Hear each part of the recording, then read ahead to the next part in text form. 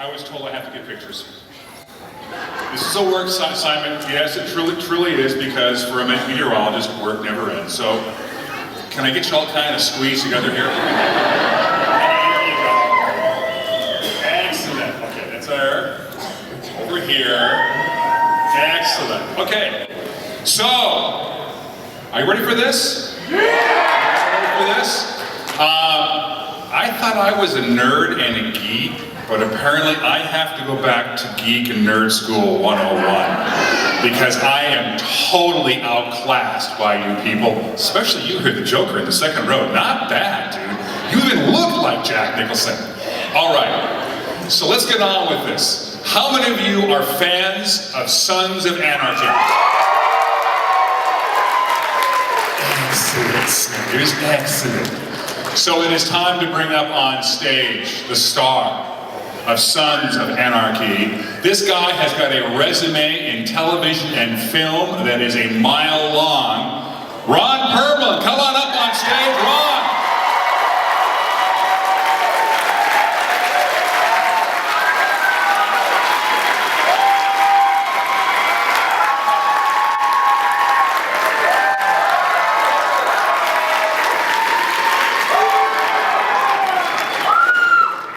Wait a minute, I have to get my fan shot first. Wait a minute. Perfect. Wait a minute, another one? Hey, it's the advantage of being the moderator of the panel. Hold on here. Okay, so I have one question that I'm going to ask, and then I'm going to turn it over to you guys. Hellboy 3? Hellboy 3?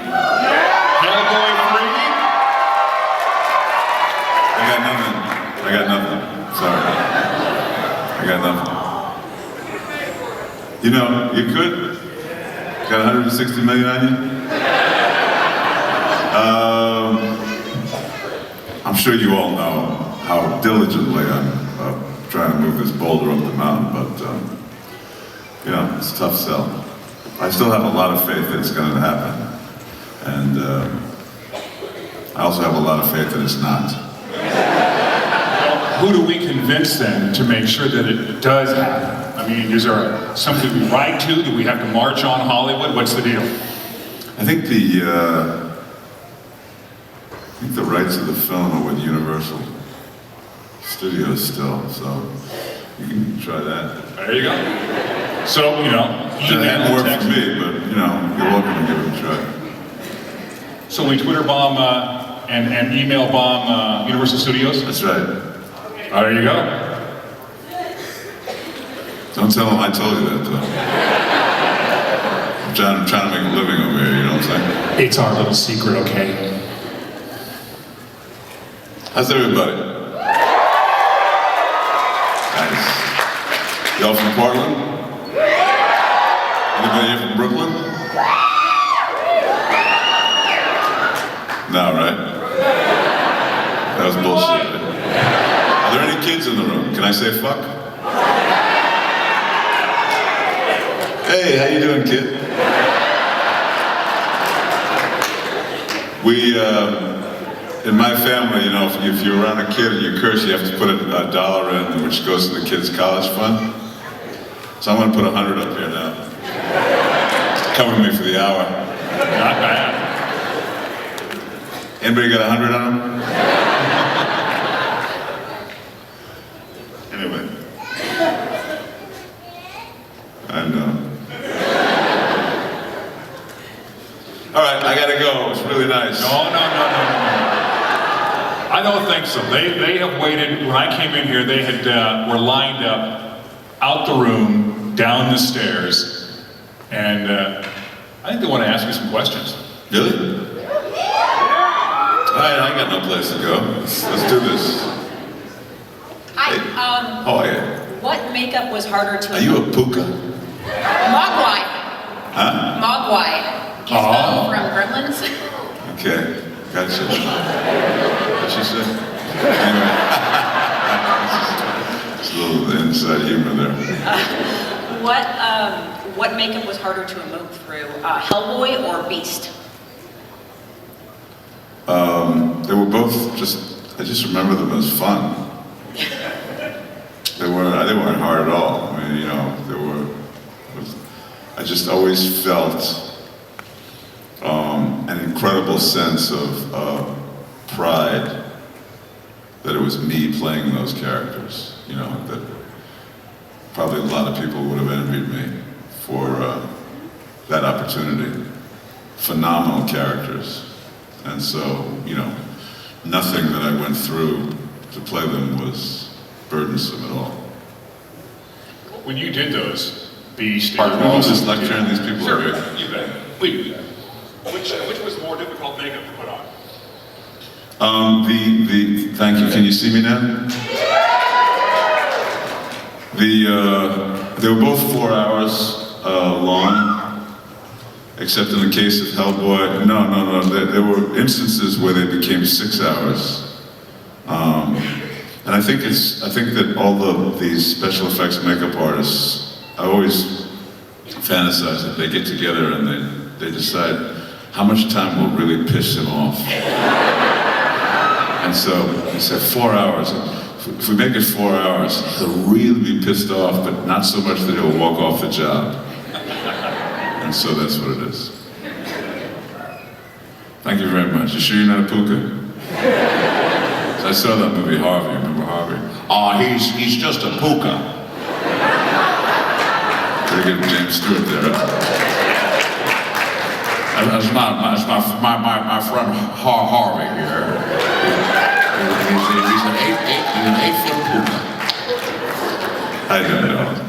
No, you actually had... By the way, there's no extra charge for the impressions. What were you saying? Nice I think Ron was asking you a question. Oh, okay. Oh, no, this mic is next. So All right, no I didn't realize we had 2 mics. Yeah. Stand down, will you? Just 6'2" over here. Just 6'2". All right. So, Let her rip. Ron, I don't know if all the guys in here, maybe I speak on behalf of them, and maybe some of the ladies. Is Katie Seagal a good kisser? Who? Katie. Who? You know, Gemma. Who's it? Step back from the... I mean, you're over much of the mic. You mean the one that threw me under the fucking bus? Yeah. I don't want to know that. You mean the one who betrayed me and prevented me from having a season 7? You're asking me if she can fucking kiss? Yes. Get the fuck out of here.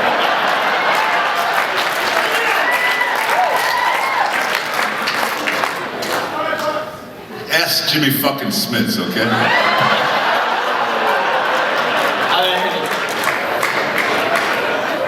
So, Mike, Sorry, I got a little excited there. You know how many dollars you're now into for that kid's college fund right now? We're halfway there, baby. I may have to pull out another 100. That kid's got Harvard going now. so my question is, outside of work, have you ever catch yourself being in character? Huh? Have you ever catch yourself being in character out of work? Oh, I'm a character 24/7. Ask anybody. Awesome. Thank you. No, I mean, I do not stay in character. I don't, you know, I mean, I play the character, as soon as they say cut, I'm off smoking or having a drink or something like that. They say, okay, Ron, it's time to come back and be the character, and I go, boom, I turn it on, I turn it off. So, I find it healthier that way. Well, I'm down for a drink anytime. Huh? I'm down for a drink anytime. Thank you.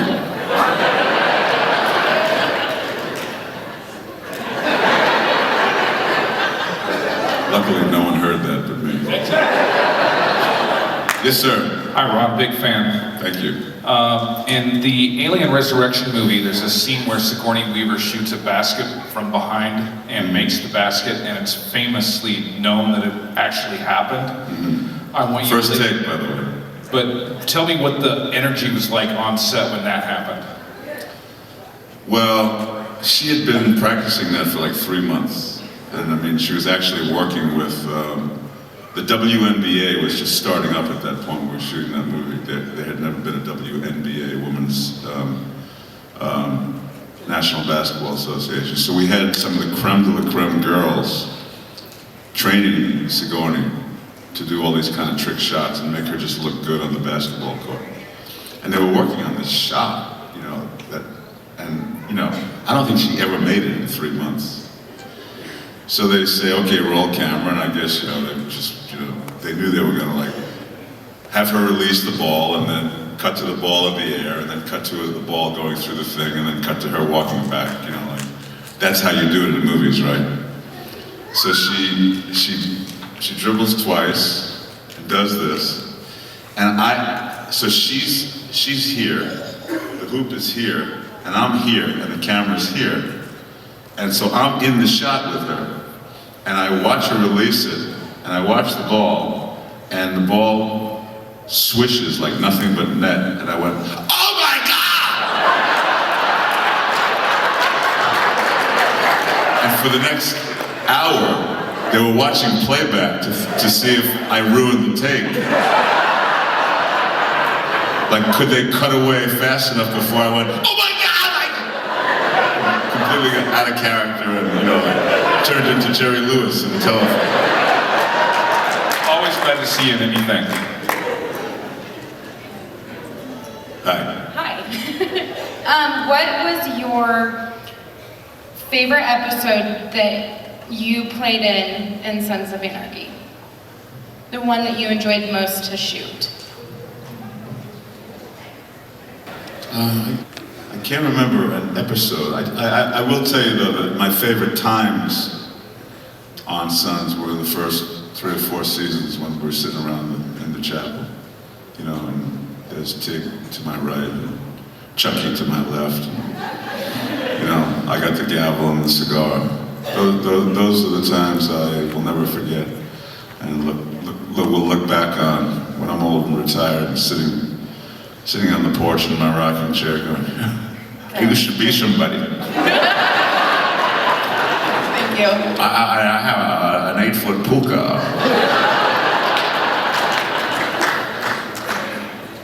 Has Sons changed in the last, since season 3? You're now into 6. How's it changed? Well, I'm dead. That explains a lot. That's a big change. Yeah, I'm not going to comment, the show morphed into something. I guess he's going for some sort of a big finish. But it's very much different than what we started out doing. For better or for worse, it's not up to me to make that call. It's up to the audience. What do you think? Okay. Love you too. I had a good time doing the show though. Earlier on, when I met you today, I mentioned that I'd seen you in The Name of the Rose, and I was just wondering, how did you prepare for that role? That was a role that required some thought. Because there was first of all, I was hired, somebody got fired, and I got hired, and I had to start working immediately on a role that ultimately I should have had at least 2 or 3 weeks to prepare for. So I did all my preparing on the plane. I got a call at 4:30 in the morning in Los Angeles. I was sleeping on the couch because my wife threw me out of the bedroom. And the phone rings. I thought it was a prank. Somebody says, we're offering you this role in The Name of the Rose, blah, blah, blah. So anyway, I don't mean to give you this long, boring story, but I was on the plane at 11:30 that morning, and the only thing that I had to prepare with was a copy of the novel, a copy of the script, and 2 doobies. I thought that would, expand my mind to the point where I would be able to address playing a character that was mentally challenged but spoke 7 languages, and that was devoted to religion but wasn't smart enough to understand what religion was. I mean, there were all these, that he was this deformed hunchback. I mean, there were all these elements to the guy that I couldn't connect the dots. And in order to play the role, I had to figure out a way to do that. So that was quite a plane trip. That was quite a ride to the airport trying to smoke both those doobies. You don't want to go through through security with that shit. But what was the question, by the way? Can that kid speak English? Because if he can, oh, there's another kid there that can definitely speak English.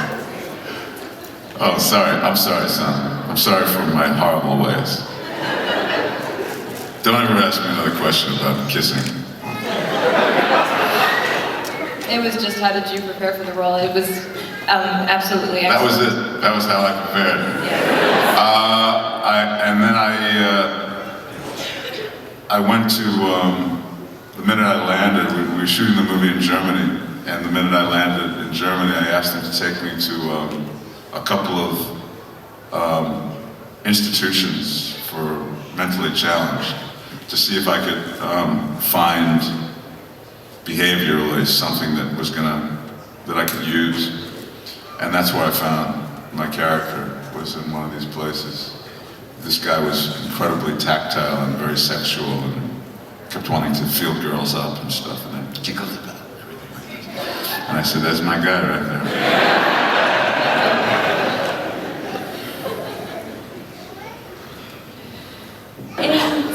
In City of Lost Children, you played just a sensitive character, and it wasn't very much a speaking role, but you enacted the feeling so deeply. How did that role kind of affect your future acting? Well, working with those guys was you know, every movie set has its own kind of vibe to it. It's kind of an environmental thing, and it's set usually by the filmmaker. The filmmaker is the one that sets the vibe. Jeunet and Caro, who at the time were working together as a pair, were really serious. So the set was a very, very serious place. It was almost like being in church. And their approach to this movie was sort of a counterpoint to the movie. The movie was kind of absurd and lighthearted and everything, but their approach to it was like, we were curing cancer. And I would say that it made me much more focused and serious about what I was doing. I realized that I was another one of these moments where I was participating in something really special, and you know, very, very fortunate to be the one asked to play this role. So I very much assimilated into their world and became different about my relationship with the filmmakers than anything I'd ever done prior to that, and very deferential to, because it was such a highly stylized film, and only they knew what it was that they were after. So I think I took that approach with me to most of the things I did after that. And with the Guillermo del Toro movies, would you say you had more of a playful note? Well, Guillermo writes parts for me that are playful in nature, and he runs a completely different kind of set than what I just described. His environment is very lighthearted, even though we all know that he's incredibly brilliant and gifted and adamant about what ultimately ends up on the screen, but his manner of getting there is very humanistic. And he gives you a wide berth to experiment and try stuff, and if you do stuff that he hadn't thought of, that he loves, he's very eager to keep it in the film. So he's, you know, it's like I said, every movie has its own kind of personality, every set has its own kind of set of rules. But Guillermo and I, we have this kind of shorthand that's just developed over 5 movies together, and this wonderful kind of mutual, you know, we're almost like opposite sides of the same coin. You know, he secretly wants to play the roles that he gives me to play, and I secretly want to direct him in them. So, you know, we complete each other, not Not to sound like the captain and Tennille, although they split up this week, didn't they? Too soon for that joke. Too soon for Captain and Tennille. They were only in their 70s. They had such a good life ahead of them. Thank you. 39 years. It's a good run. How's it going? David. First of all, I just got contractually obligated to say that Josie Redmond loves you. Thank you. Secondly, going off that Guillermo del Toro question, I was curious to know how much of the Hannibal Chow character in Pacific Rim was your idea and how much of it was his? It was 100% his. I mean, you know, the notion of having me play it, when I think initially when it was conceived, it was supposed to be some Asian guy, you know. But then he said, well, you know, if I have this big Jew, you know, play a guy who calls himself Hannibal Chow, then he's really full of shit. So, you know, that was a jumping off point that gave a theatrical kind of spin to the character, where he was, even his persona was invented. But the clothing, the eyeglasses, the scar, the damaged eye, the shoes, even the thank you. You know, even who he asked me to kind of think of when I was playing him was all Guillermo. And it was a fun thing to do because he took all of the onus off of me. And, you know, by the time I put the clothes on and had a conversation with him about, you know, how big he wanted the character to be, you know, I knew who Hannibal was. So there was not a lot of, it's very much the opposite of Name of the Rose, where there was a lot of searching. With this, there was none. I was wondering, what was your favorite role that you ever played and why? I don't think I can point to one thing, because there are so many that I really, really became attached to and had a great, profoundly deep love for. I mean, you know, and then the final part of the equation is how they're viewed by the world. You know, I mean, because we're ultimately all doing this for the audience's sake. You know, we're hoping that we do something that people will not only see, but then respond to varying degrees of enthusiasm. So,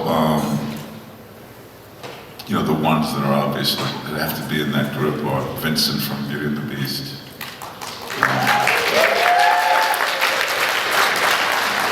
Hellboy. Clay. And, you know, Name of the Rose was just a phenomenal experience to delve into that sort of complicated mass of behavior, and bring to life the imagination of this Umberto Eco, who's a Nobel Prize-winning author. So I've been really lucky. There's a half a dozen. Thank you. Hi. Hello.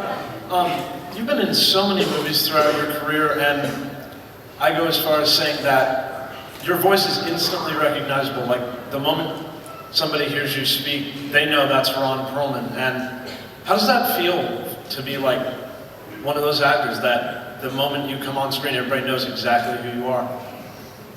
Well, it wasn't like that.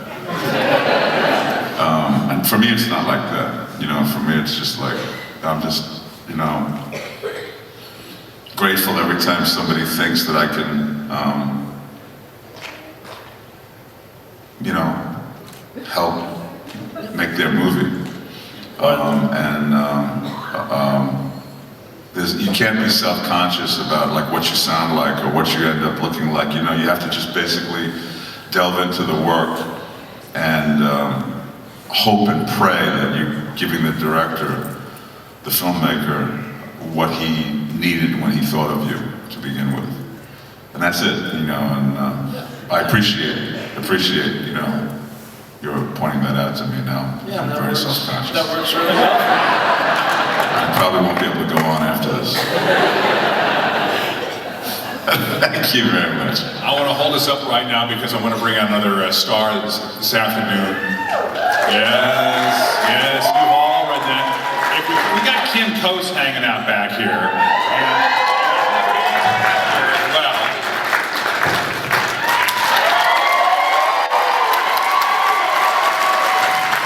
there you go.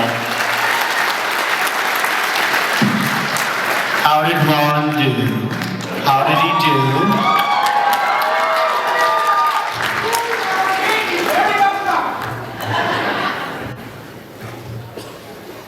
Well, there goes the neighborhood.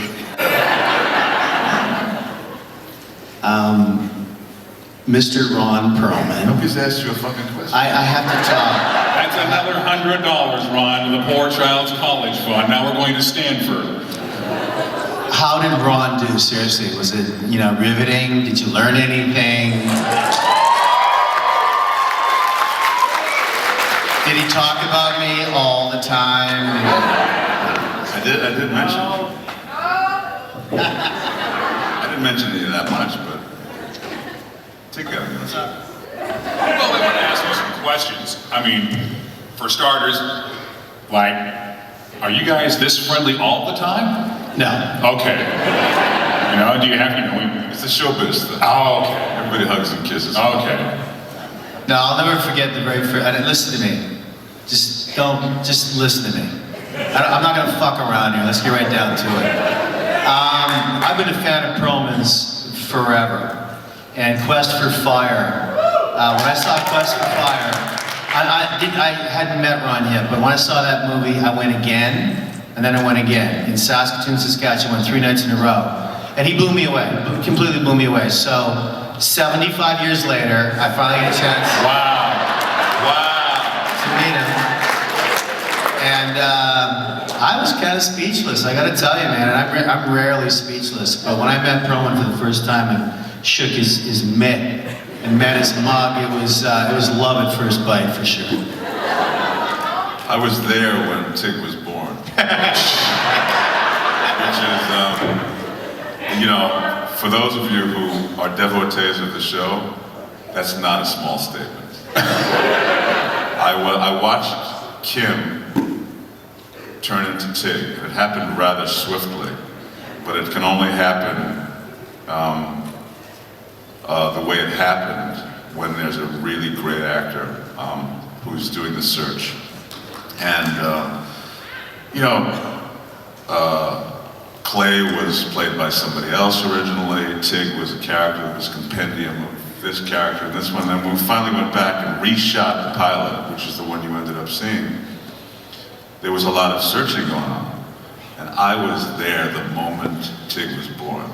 And it was delicious. He's, you know, he's got Tig Nation. I mean, he's created this has become one of the great characters in the pantheon of great characters. I mean, I don't say that lightly. I mean, you know, a big film buff. And Tig is as lovable and as twisted and as sick and as truly entertaining. It can only be played by this guy. No one else could have come up with that character. So, what a privilege. Yeah, okay. He's gonna cover the other 100 right now. Lovable, twisted. I don't take 20. There you go. You got a question over here. Hit it. In your long list of just everything you've ever done in acting and everything else, you've done a lot of voice acting, a lot of voiceovers as well. Is there one that you have a particular favorite? Like one, like 1,000 Ways to Die or the Fallout games? Oh, no. Favorite. I'm doing one now that I'm having a really good time with, and it's a big movie for 20th Century Fox that Guillermo is producing called The Book of Life. It's coming out in the fall. And it's great because it's very, very original.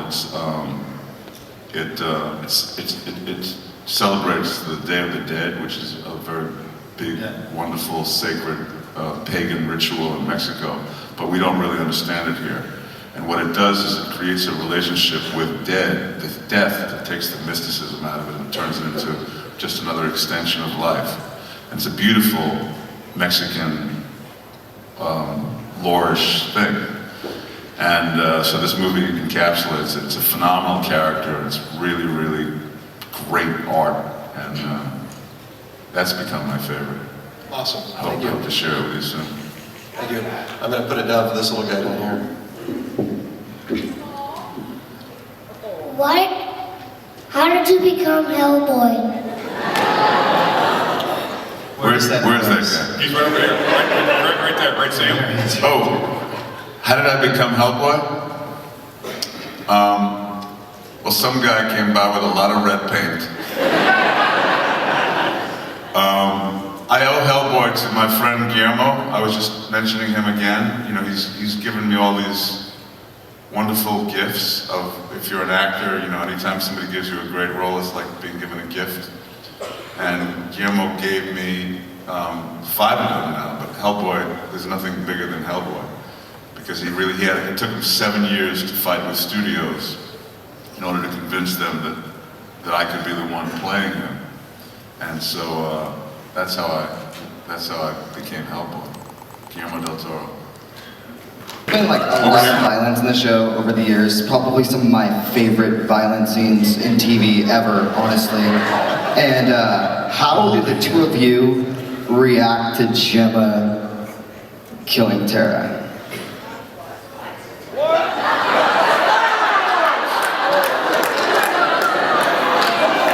I'm sorry if I spoiled it for anyone. There's like 6 seasons. See, this is the problem with television, is that, you know, when it airs, you figure, okay, everybody's seen it, but yet, not, right? Apparently. For a lot of people, that was a big, a lot of people don't know that I'm no longer. I remember I went to Europe to film right after Sons was finished filming in November. And I said to all my Twitter followers, I'm taking a hiatus. I'll see you in a month. And everyone's screamed and yelled and, you know, clawed. And I broke that Twitter silence for him. Because, you know, Perlman, he's probably the greatest actor I've ever worked with. And I'm not, you don't say those things lightly. He really is.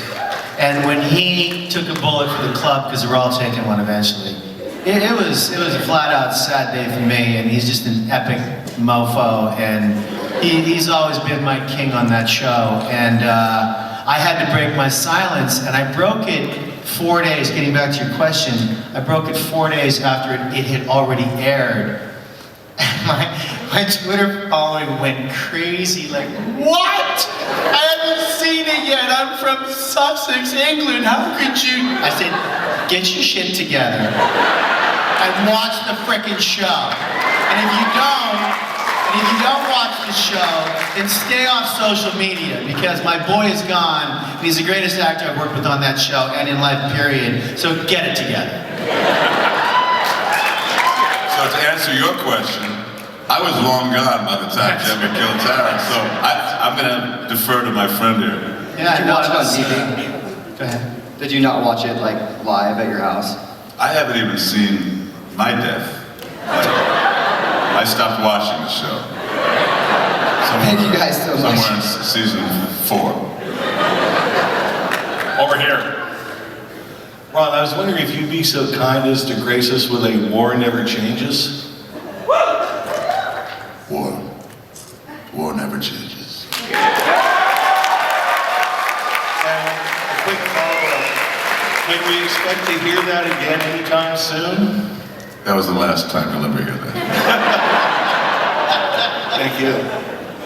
They haven't asked me to do Fallout 4. I don't know what the status is, whether it's done already or they're going in a different direction. It needs to be done. It's another one you just write to Congressman.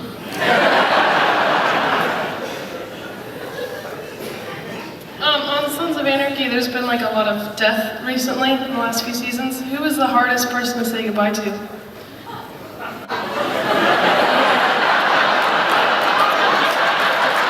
you know, I'm a little biased. Really? Come on. Before you died, who was the hardest? I mean, you know, every time we lost somebody, it was really tough. You know, starting with Half Sack. And then, you know, obviously Ryan Hurst was a huge, was a huge loss. And, but the one that really fucks me up the most is when Clay went down.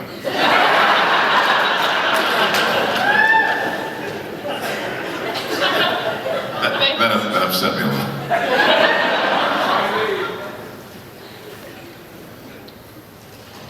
First off, Sons of Anarchy, I can't think of any two characters on TV ever that we want to live and die so many times. I mean, because I've turned my allegiance back and forth once to see both of you live longer or die sooner. And my original question was, Ron, if you were given any opportunity to do your dream superhero or sci-fi character, what would you want to do? What could you see yourself doing that you haven't been offered, or maybe have even turned down and wish you did? Well, I really was pissed off when Jeremy Renner got the role in the Avengers. No, I'm kidding.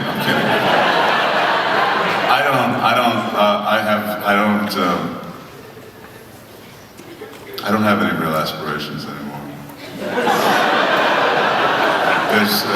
There's you know, the roles that happen to be coming at me, most of which are movies that you'll never see because they're in little indies. That's my passion, is to do small films that nowadays are very hard to get distribution for, but I still do them, hoping that one day, you know, 2 o'clock in the morning on Cinemax, you'll catch it. I think on Netflix, we all see those.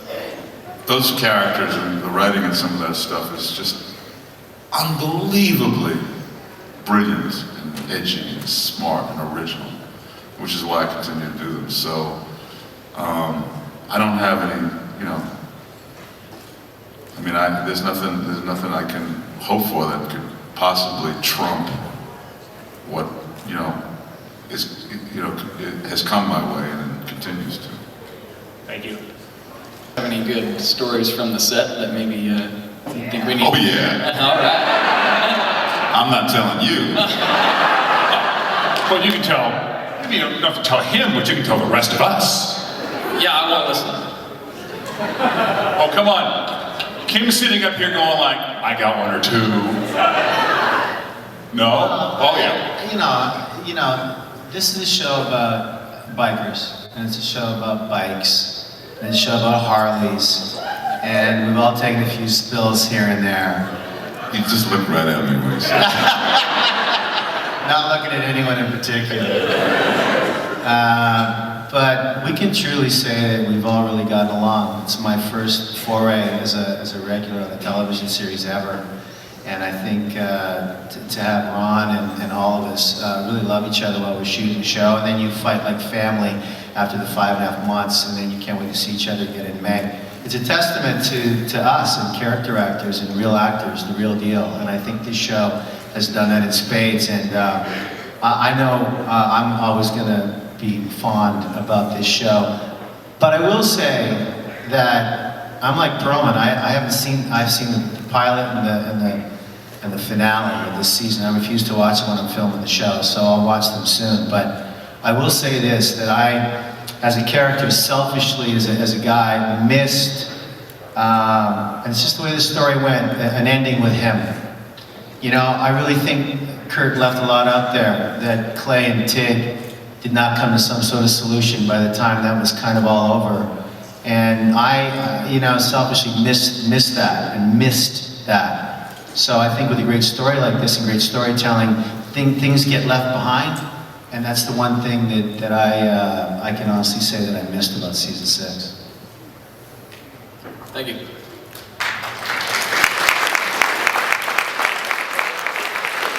Hi. So with a show like Sons, the characters are so deep and so intricate.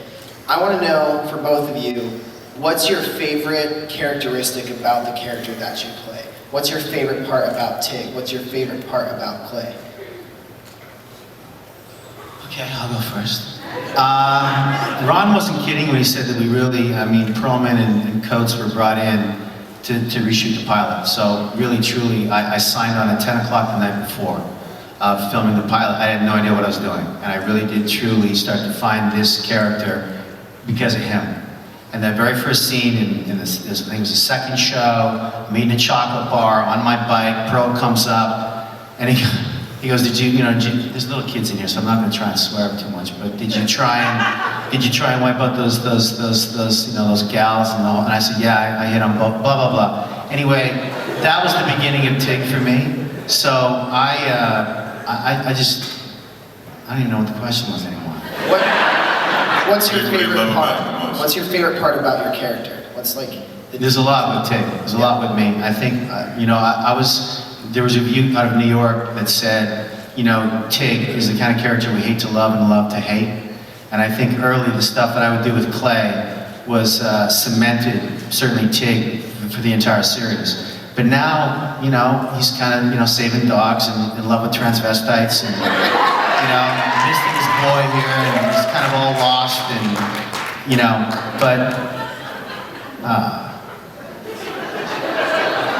I love this motherfucker, so. Those were,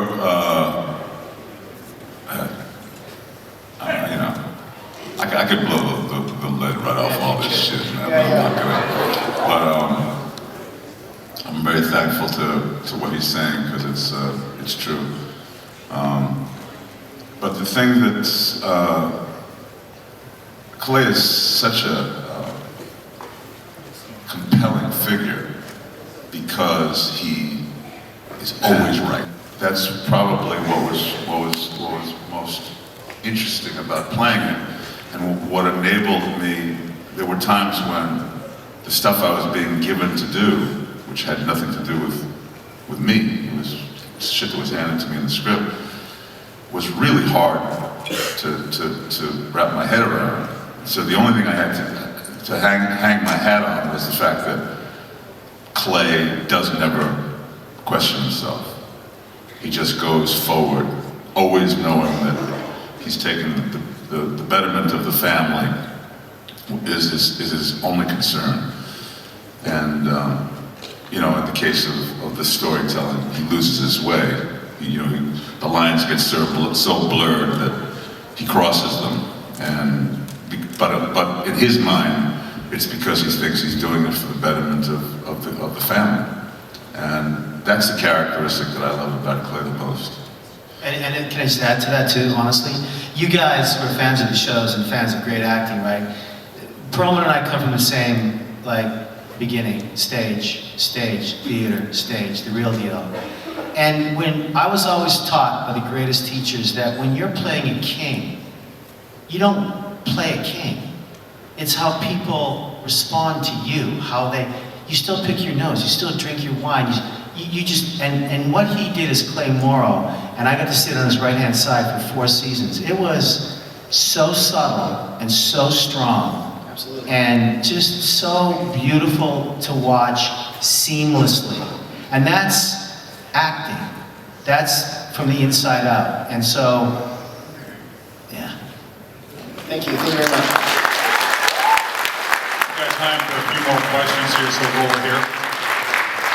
This question is for Ron. Is there a character role that you've come across that has gotten away, or that you felt that somebody might have played better, might have fit better? Something that I've already played? No, like a new script comes across your desk and you felt like somebody may have been able to play it better, may have fit better in that role?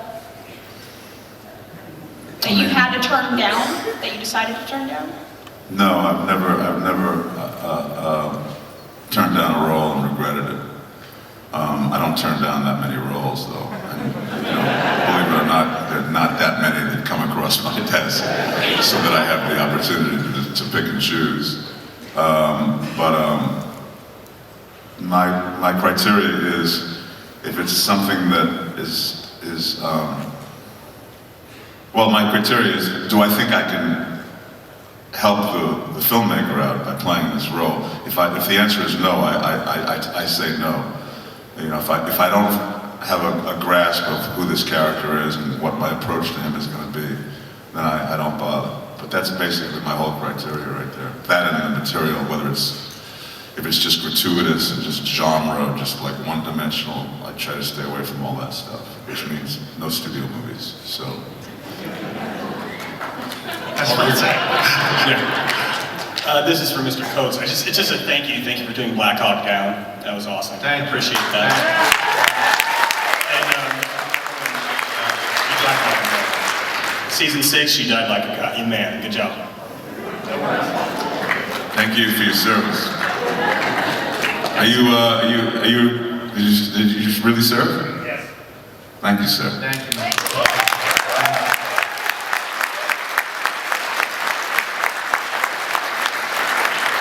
Hey guys, quick question. I think women that drive Harleys are sexy as hell. Did you guys ever think about putting a woman in the MC? And if so, what do you think about it? Because if so, I want to go. I'll be your MC girl. I didn't understand the word you said. There's something about Harleys, I know that. You said something about Harleys. Well, I'm from Spain, so I have an accent, sorry. I ride Harley, I have my own Harley. I think women that ride Harleys or ride a bike are sexy as hell. What do you think about having women on the MC? Did you guys ever discuss about it? It's bullshit. What? Why? It's a men's club, man.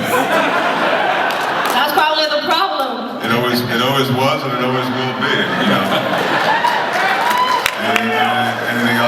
Anything else is just a bug. Did you guys ride before Sons? Did you guys ride bikes before Sons? Kim did. I still don't.